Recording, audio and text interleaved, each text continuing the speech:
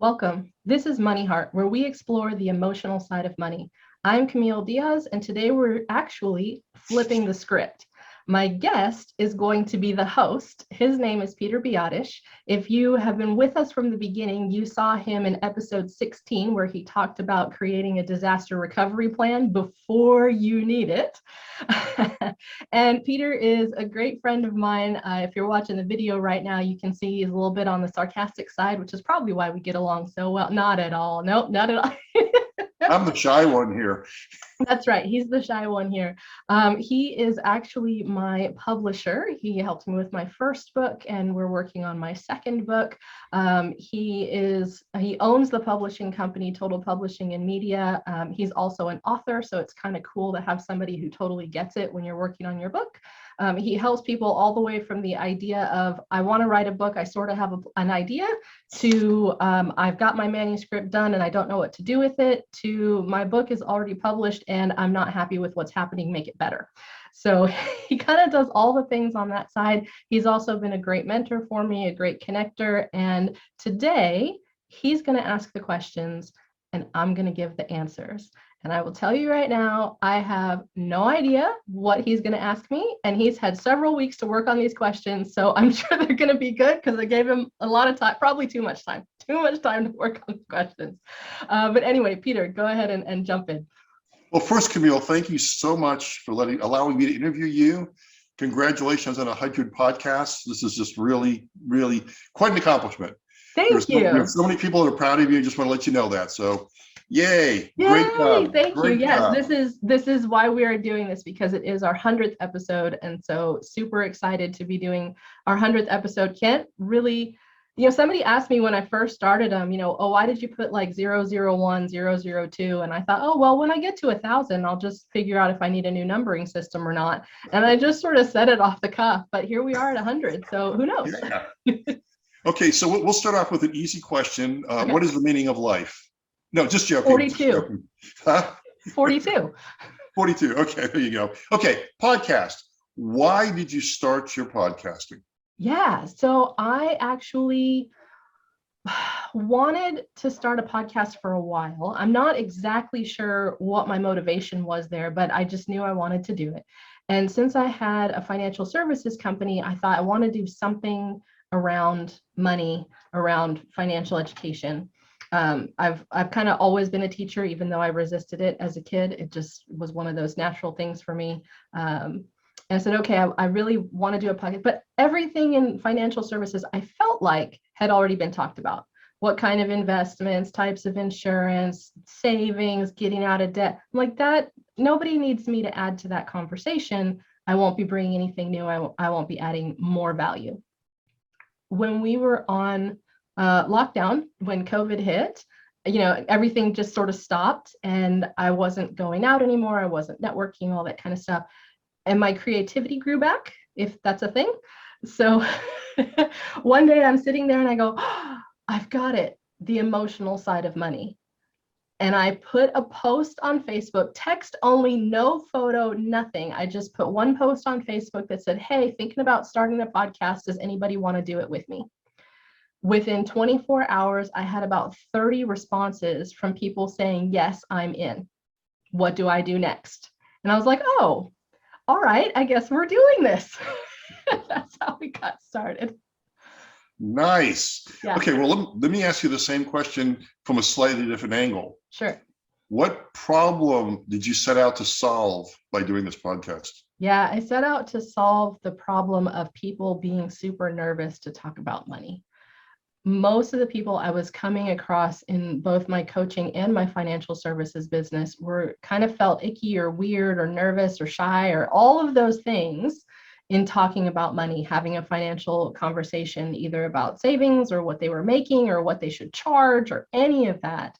So I figured if I could make it fun, hence the costumes, and relatable, hence the emotional side, then it would be something that would kind of get the door open and make it a little bit easier for people to have these conversations and maybe start to improve their lives. Okay, excellent. Okay, now what in your lifetime of experiences and what in your background prepared you to do podcasting, or what did you not go through that you wish you had gone through to prepare you for podcasting? Yeah, I probably could have used a bit more training on things like audio editing and video editing and stuff like that, because it sure did take me forever when I first started. Like I had to teach myself how to do all those things. I think the teaching piece prepared me pretty well for podcasting because I wasn't nervous to talk to people. The teaching and the networking, oh my gosh, so much networking, right? I wasn't nervous to talk to people. I wasn't nervous to ask them questions.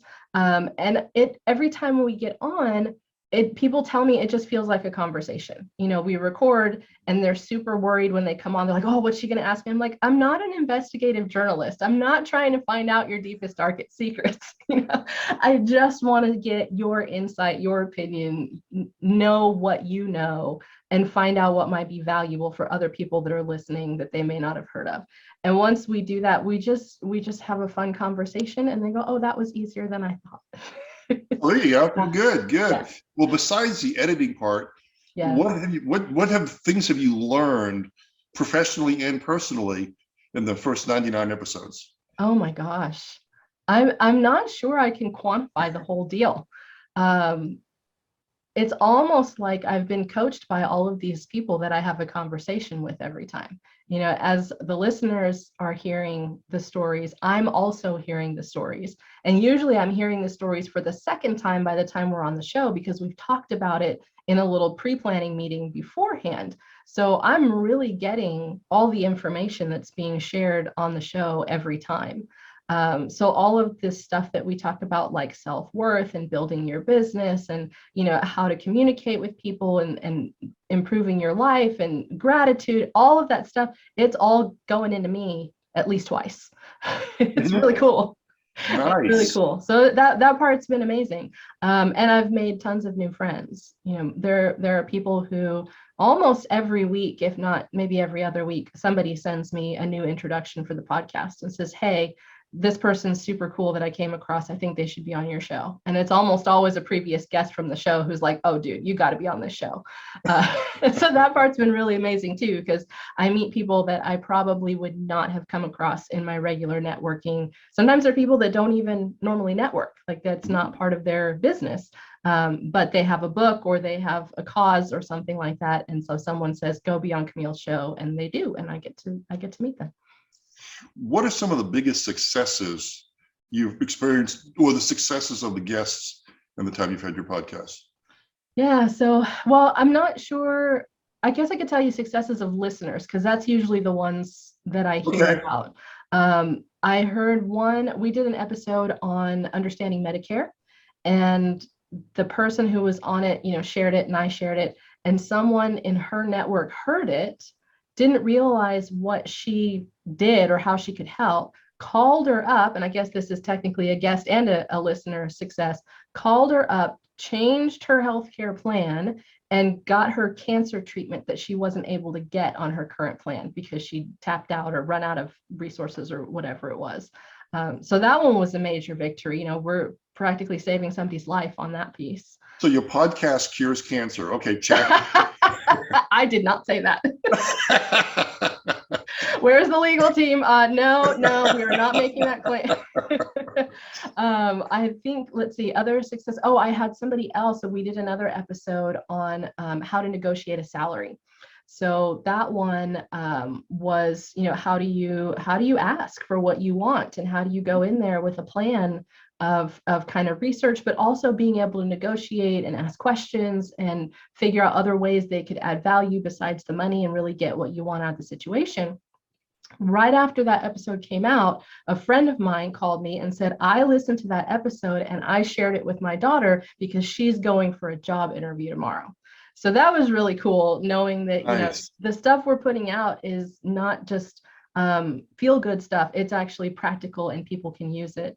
And I hear from listeners all the time, oh my gosh, I love that episode. You know, I listened to that and I tried it, or I listened to that and I changed something. So that's what it's about. We change the world. Well, I know in the time I've known you, which is several years at this point, practical is a key word with you. You make everything practical. Yes, I which do. makes it down to earth, easy to understand. And so we appreciate that for those of us. Okay, let's go with a negative side. It's been very positive so far. Yes, all happy feelings. I've always learned that failure doesn't really exist as long as you're moving forward through whatever it is. So what types of failures have you encountered in the process with the first 99 episodes, and what pivots have resulted because of that or them? Yeah.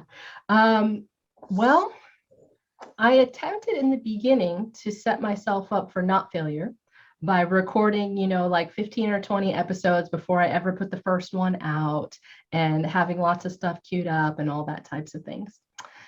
And then I needed knee surgery, and I went through in my entire backlog while I was recovering, because man, that was a really long recovery.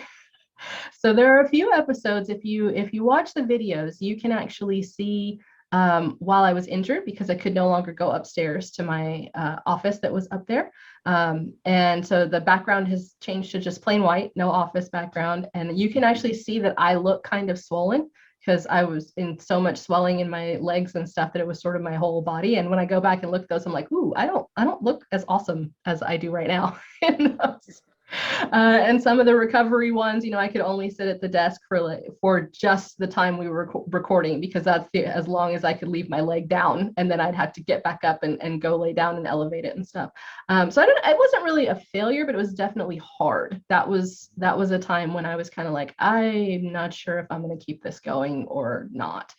But then, we cure cancer, and next thing you know, I have to keep going. Yeah, so you faced challenges you overcame. Yeah, exactly. Getting them out every week has been really tough. There are some times when it's not a big deal, and there are other times when I'm working on product development, writing courses, writing the book, coaching clients, all of these other things. Maybe sometimes I take vacation, because, I like vacation, hence our costumes today. We've got a little traveler costume on. On vacation right now. Yeah, on vacation right now. And getting an episode out while doing those other things is always really hard.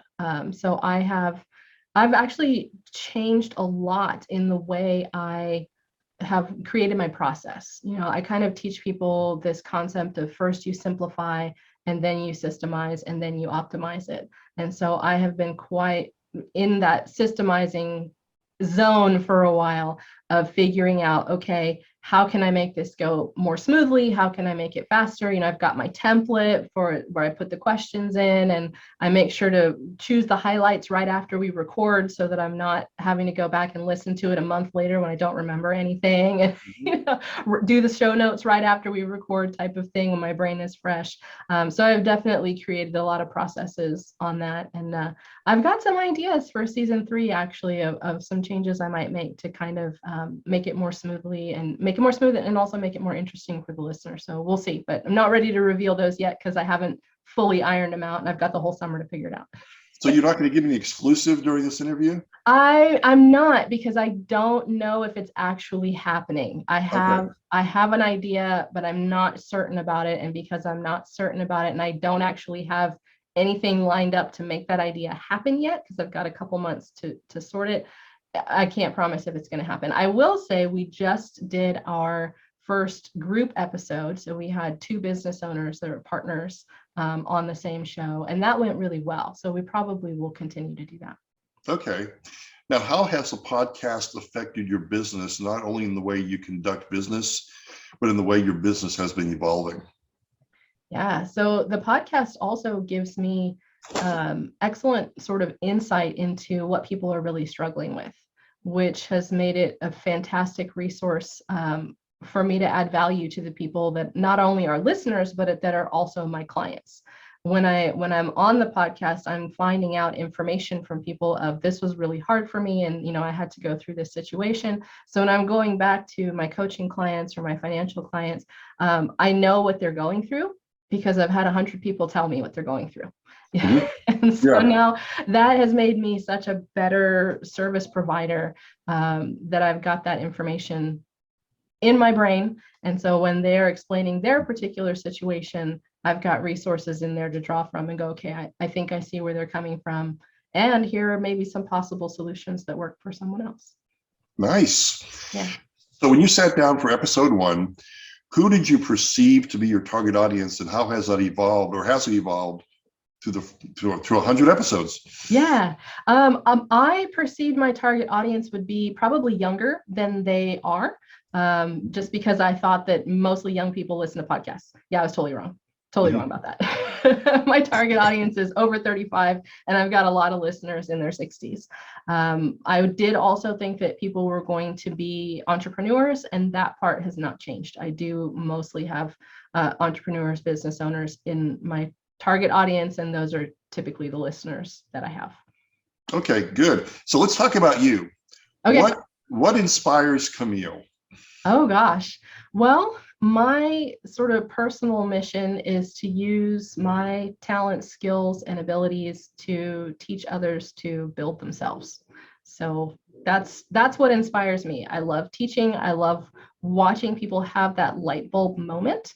I love making their life easier.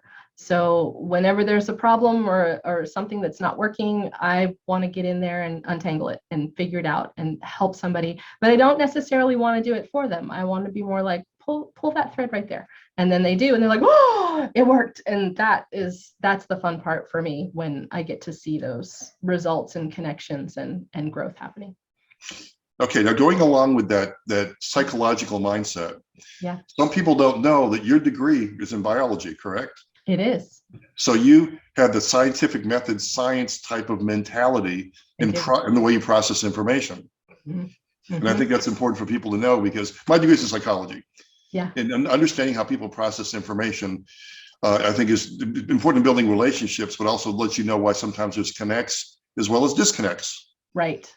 So in your podcast, what have been some of the major connects? And if you want to talk about them, disconnects, and what did you learn from those? Yeah, so most of the time we have a really good connect, and that's probably because we chat beforehand. So, that we already kind of know each other.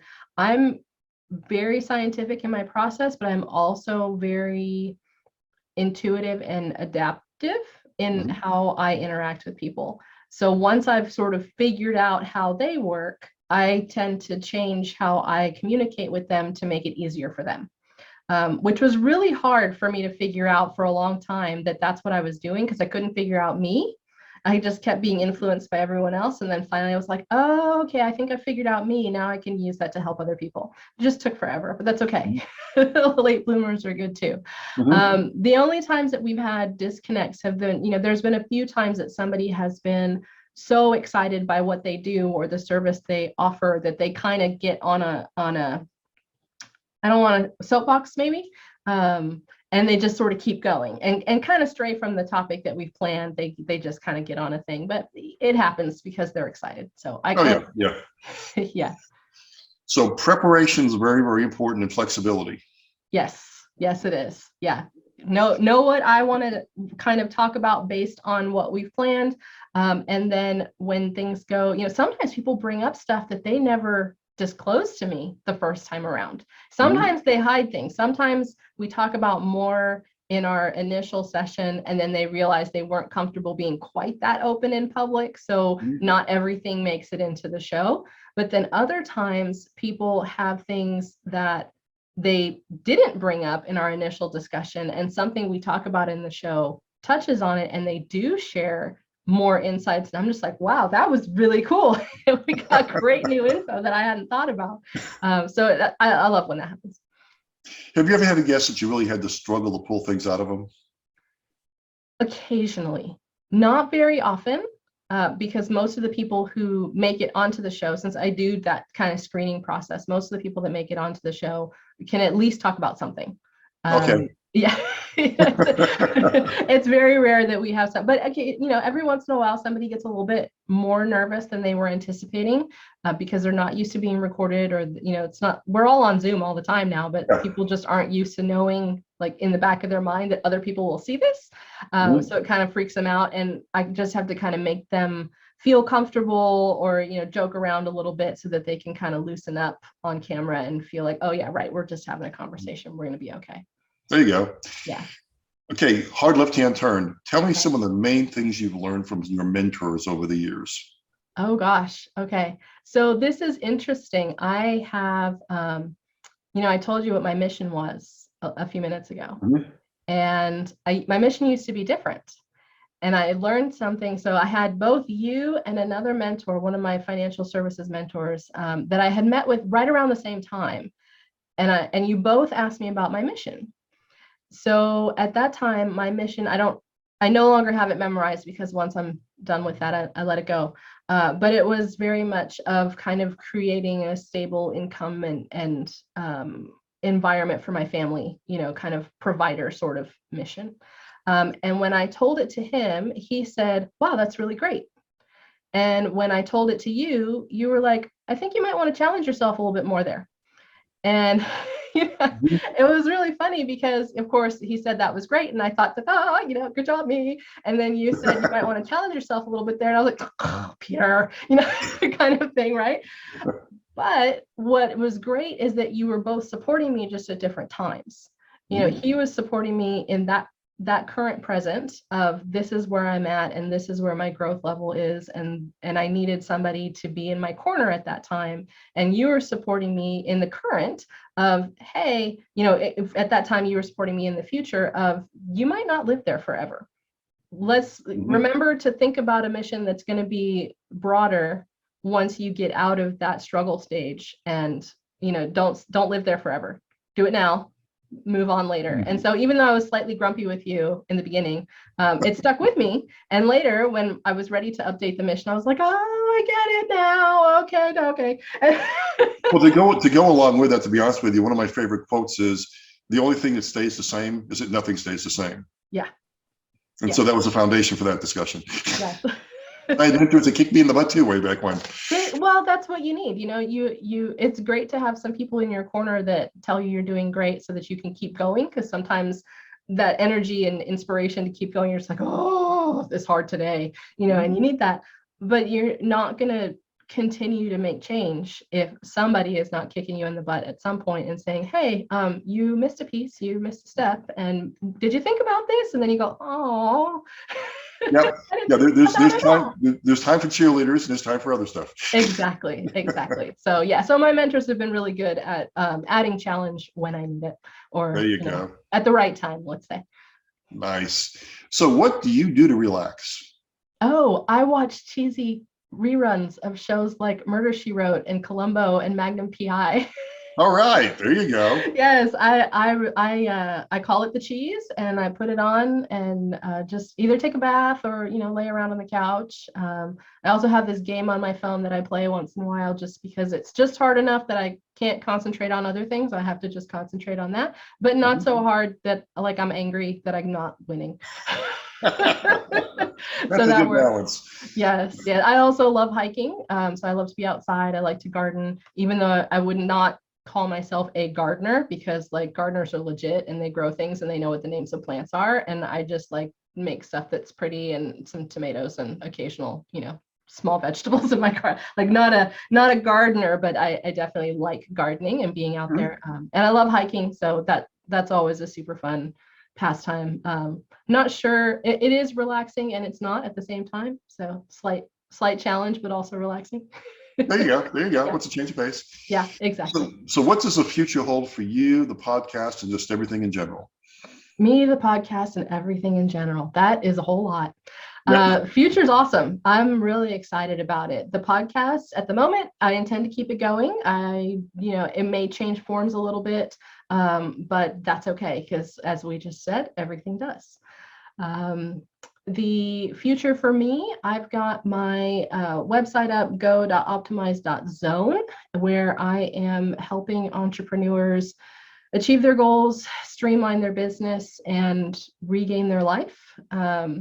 It's become definitely a passion for me. I started coaching, I don't know, 6 years ago or so, whenever around the time that we met, because I had And I think I've talked about this in another one of my solo episodes. Ended up with a business that closed sort of tragically. And I was busy trying to feel like maybe if I could melt through the floor today and no one would ever see me again, then that would be amazing. While I was busy doing that, I had people start calling me and saying, hey, so sorry that happened, the closure, and we broke the lease and we got sued and went to court and all of that kind of stuff, with business partner meltdowns abounding. But people start calling saying, hey, so sorry that happened. Would you help me with? And they wanted help with, their dance studio or their vet clinic or their construction company or whatever it was, because they saw that systems and processes and organization, like you said, logic, science, brain that I had, that could also people. And they're like, oh, you can treat me like a human, but you can also help me solve a problem. I said, aha, yes, I know how to do that. And so, fourth or fifth call in, I finally was like, I think this is a business and I should probably charge for it. There you go. Right.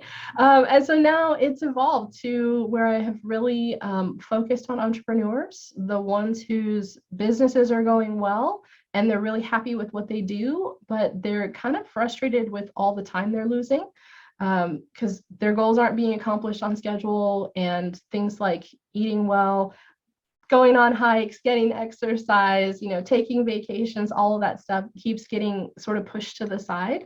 And every time they put a little tick on the to-do list, 5 more items get added to the bottom, and it's just making them crazy. Yep, there you go. There you go. Yeah. So I help them create custom systems and processes to achieve their goals and streamline their business, regain their life, and all of that, all the courses and everything that I'm doing is at go.optimize.zone. There you go. Yeah. 2 more very quick questions. Yeah. 1, what do you want your legacy to be, or is that something you don't care about? Oh, I totally care about that. So I've got to say, first off, I want my kids to be fabulous adults. That's a huge part of the legacy that I'm currently building. And I feel like kids are like this, lifetime long experiment, and you really don't know how it turns out until way down the road. So Yeah. At the moment they're teenagers and I really love them and they're awesome almost all the time, except for when they teenage hard. And then it's like, whoa, but we'll get past that because it's just part of the growth process. So that's definitely part of the legacy, and it's interesting. My dad said you have 2 jobs when you raise a child. One is to keep them safe and the other is to teach them to be a good adult. And that's what you have to do. And I've kept them safe so far. And as they're about to go out on their own, that will be less of my responsibility. So I have to just hope that I've done well on teaching them to be a good adult and continue to mentor them if they let me. There you go. There you go. Great advice from your father. Yeah. Yes, it really was. Then the other piece of the legacy is, all of the business owners that I intend to serve and help, and all those businesses that will be better and lives that will be better because people will be able to run their business but still enjoy their life. There you go. Very nice. Yeah. So what have I not asked you? In other words, what is one thing you want to make sure the world knows about you and the podcast and just everything in general? Oh gosh. Something I want to make sure they know. I think I got that part out there. People already know how to find me. They know how to go to the website, all of that kind of thing. I will share something with you, though, about the costumes, because I get questions on that every once in a while. And people wonder, how did you come up with this? Why do you have costumes in your episodes about money stuff? And the answer is because I love them. There you go. That's really it. When I first started, I had all this free time. And so I was literally putting on a full head to toe costume, not realizing it's Zoom. You just need the top. And it took me way longer than I would like to admit to figure that out. But costumes are my thing. I've been costuming since I was a tiny child, like 3 or 4 years old. I have pictures of me back then dressed up in various pieces of fabric and hats and posing for the camera and things like that. So it's just something I love. I've got tons of costumes, and I thought it would add a little bit of levity to a topic that was otherwise difficult. So I said, let's do it. And I talked to one of my friends and she's like, you know what, just try it. And if you hate it, you can stop it because you don't have anybody in your audience yet anyway.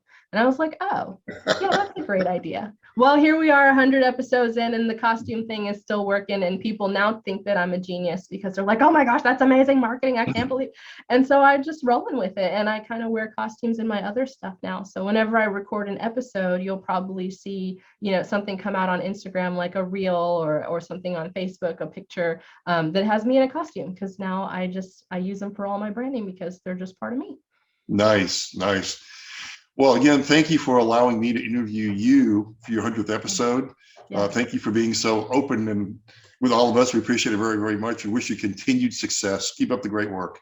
Thank you so much, Peter. And thank you for being on the show and agreeing to do the interview. I really appreciate it. And those questions were not as hard as I thought. So thank you. That was fabulous. It can be nice sometimes. You can be nice sometimes. So if you want to get in touch with Peter, his business is Total Publishing and Media. So you can find that online.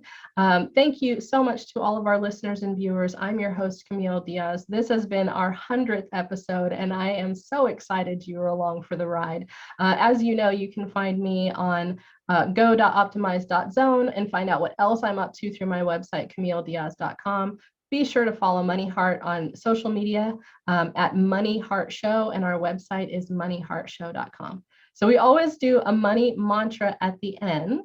Peter, my money mantra that I selected for today is, why do I attract so much money? The reason I have phrased it in the form of a question is because of the little book called Affirmations by Noah St. John. And if you want to look that up, I'll give you the brief version, which is, our brain can't let go of a question. So a lot of times, if we just make a statement and it's not yet true, then our brain will kind of call us on our nonsense and say, that's not true. And we have this little internal battle. But if we phrase it in the form of a question, why do I attract so much money? Next thing you know, we just go to work solving the problem instead of trying to get confused. So there you go. Excellent.